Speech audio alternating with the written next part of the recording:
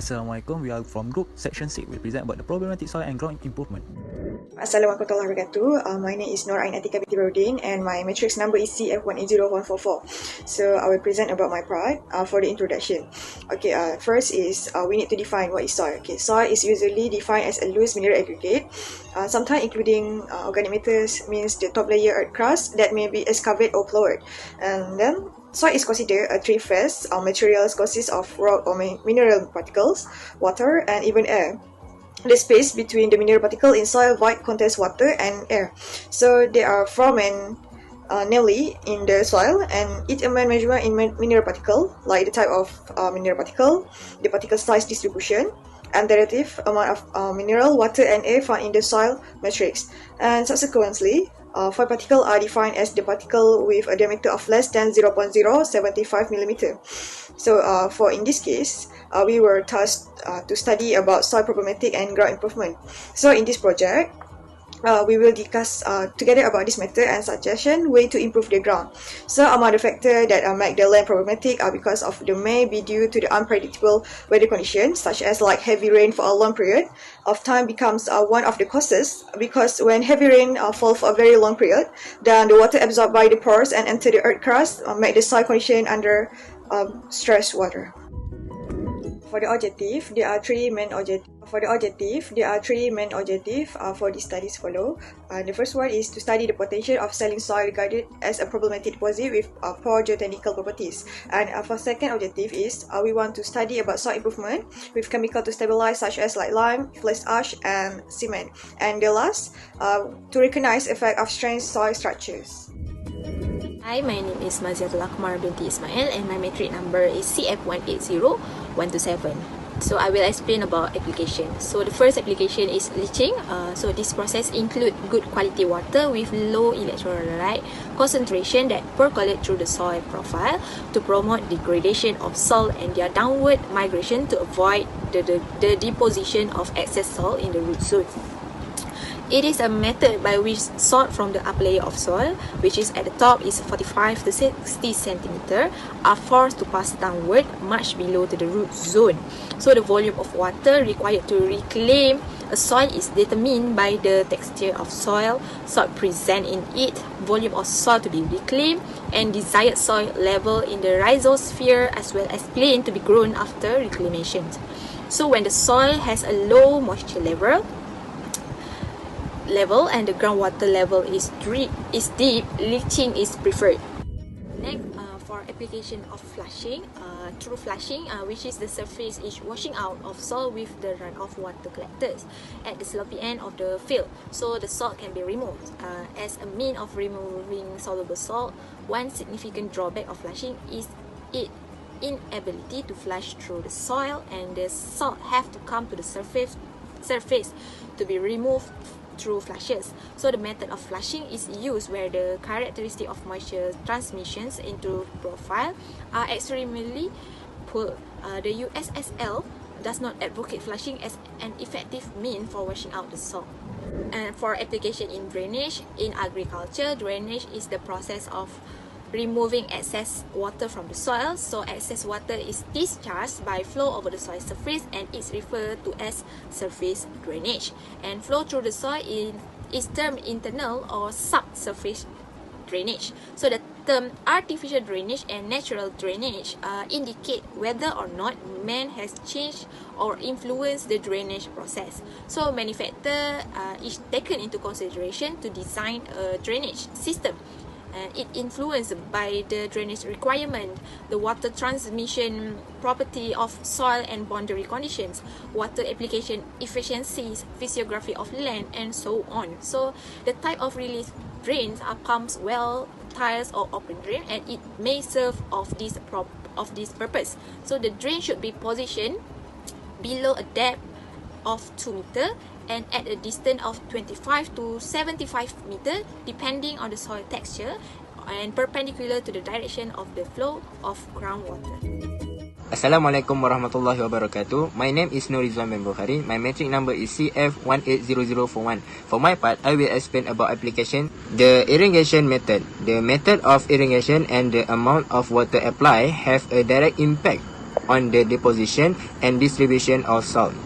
Salts are usually pushed below the root zone by flood irrigation and a sufficient leaching fraction. In drip irrigated plot, water moves away from the emitter and salt concentration, where the water evaporates. Fertilizer management. Many fertilizers contain high amount of soluble salt. For example, KCI has a salt index 205 times that of K2SO4. Generally, banned application should be avoided for fertilizer with high salt indicate around seedling. And application 3.6, soil amendment and water treatment. Soil amendment and water treatment also provide a particles and cost-effective way of dealing with certain issues common to saline and sodic soil. Soil application of amendment are used for initial reclamation and long-term maintenance of soil quality. Assalamualaikum. My name is Siti Zubaidah binti Nordin. My metric number is CF180117. So, I will explain about the case study. So, for the type soil that we use in this study is saline soil.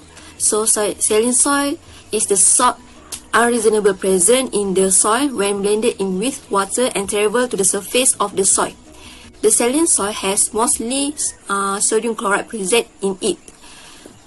Then, the saline soil also can perceived by the inconsistent development of harvest and regularly by the presence of white crust on the surface. Also, soil saline can happen when irrigation process happen. Soil that was once used for agriculture purpose before construction can be saline when irrigation process happen because during irrigation, roots only absorb water, leaving salts of water in the soil behind because every water source has some salt present in it. So as for saline soil, the salinity causes and symptoms in solidity are frequently confuses specific ion toxicity and high pH. Then salt is constituent of nearly everything in nature. Then when there are groundwater fluctuation where salty water is discharged or where topsoil is removed to reveal saline salt, natural salt deposit will occur. Okay, next is a table for general classification of salt affected soil. So as can you see, in this table have a classification, electrical conductivity, soil pH, sodium adsorption ratio, and soil physical.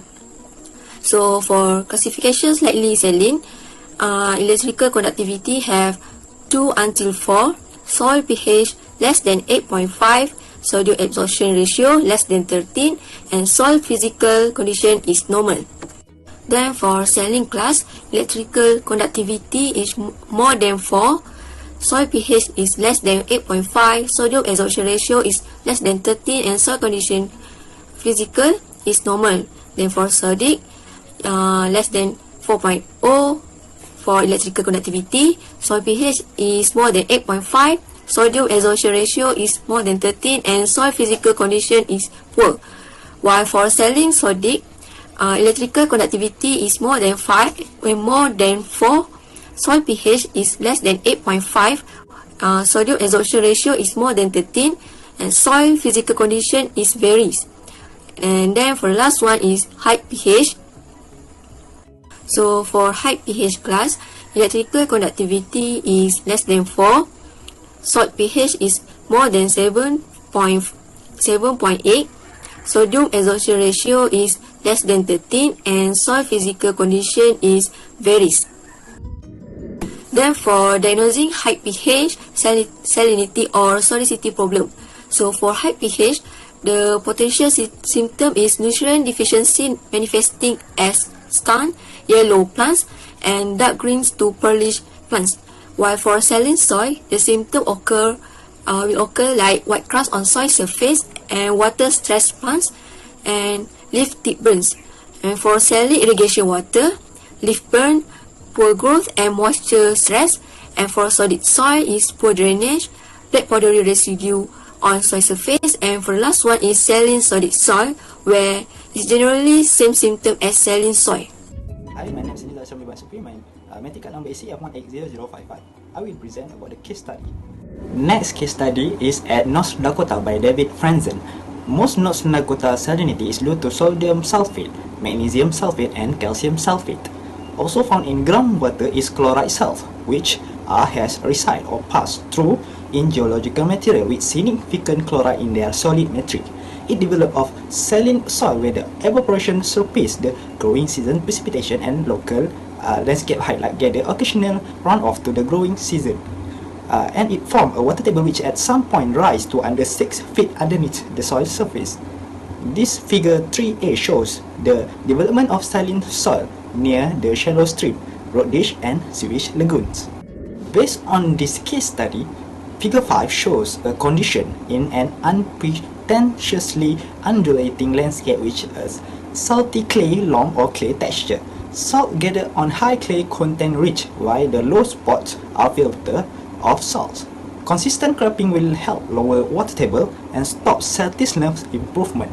In the interim, another genuine saline soil issue, particularly in hilly locale of North Dakota when saline leaks structure in the landscape when water permeates from higher elevation reach a zone of vertical discontinuity as a rule of moderately impermeable layer appear in figure 6.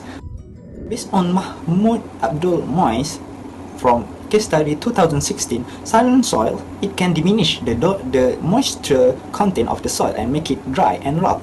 Moreover, the unit weight of the soil increase and physical problems such as high compressibility, low bearing capacity, and more expansion. The effect of dissolved salts on the plant growth relies on their concentration in the soil solution. The effect of dissolved salts on plant growth rely upon their concentration in the soil solution, which are focused at the standard field moisture content because of sampling problems. Based on David Franzen, soil areas that are severely affected by salt often have a bright white, crusty appearance when it dry. The severity of the saline area usually extend well beyond the obvious area. In area lacking a surface crust or obvious vegetation loss, salts are dissolved in soil water and we cannot be seen. So, modifying water management through appropriate irrigation practice is appropriate. After an irrigation, the soil moisture content is most extreme and the salt concentration or the osmotic pressure of the soil solution is minimal. On the other hand, more frequent irrigation by keeping the soil at a higher soil moisture content impacts the concentration of salt in the soil solution and will have higher soil moisture content. In conclusion, soil are one of the most important aspects that engineers need to deal in all type of construction. So soil is the first thing that construction phase will begin with, as it important if the problematic soil and grounded area problems were not handling well before the starting of the project. So the requirement for the soil to be used under construction are prominent, as it is one of the factors that could be as the cause for the successful project, as it is a strength and foundation of our building project. So based on the case study that we have gathered, there are possible problems in soil and come with the solution. The case study also had given us the right technique to handle the problems in order to improve our ground base of the project. So these are the type of soil problem based on our study. So for the type of soil, we have cohesive soil, cohesionless soil, collapsible and expansional soil, and soil liquefactions, acidic, alkaline and salty soil, and last is the low dense soil. That's all from us. Thank you.